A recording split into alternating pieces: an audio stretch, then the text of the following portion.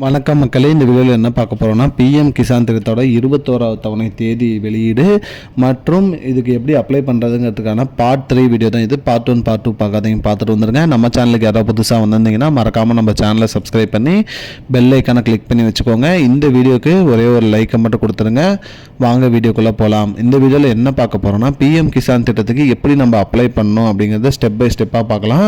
முதல்ல நம்ம என்ன பண்ணணும், இது நம்மளோட மொபைல்லையோ இல்லை நீங்கள் ஒரு ப்ரௌசிங் சென்டர்லேயே போயிட்டு ஆன்லைனில் நீங்கள் pmkisan.gov.in அப்படிங்கிற வெப்சைட்டை நீங்கள் ஓப்பன் பண்ணிக்கணும்.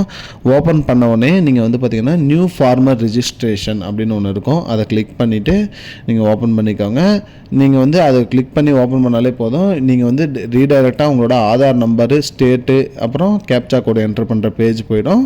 அங்கே போய்ட்டு நீங்கள் உங்களோட ஆதார் எண் மற்றும் எந்த மாநிலம் மற்றும் கேப்சா என்ட்ரு பண்ணுங்கள்.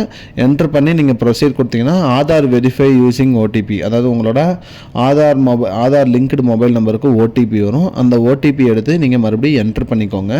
என்ட்ரு பண்ணோன்னா ஒரு அப்ளிகேஷன் ஓப்பன் ஆகும். அந்த அப்ளிகேஷனில் உங்களோட நேம், ஆதாரில் என்ன நேம் இருக்கோ அதை என்ட்ரு பண்ணிக்கோங்க.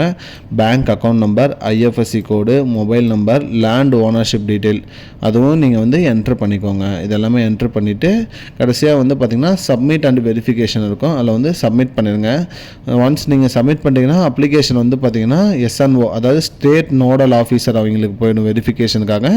அவங்க அப்ரூவ் பண்ணால் உங்கள் நேமும் பார்த்தீங்கன்னா பெனிஃபிஷியரி லிஸ்ட்டில் ஆட் ஆயிரும்.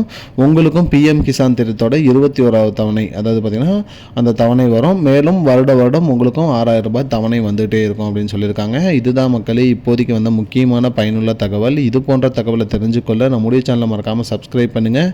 இந்த வீடியோவை ஷேர் பண்ணுங்கள். ஃபைனல் பார்ட் 4ல வரும். நன்றி. I don't understand your jokes, man. Because it's not a joke. முன்ன பின்ன தெரியாத ஒரு பையனுக்காக விடுற அந்த மனசு இருக்க, அதான் கடவுள்.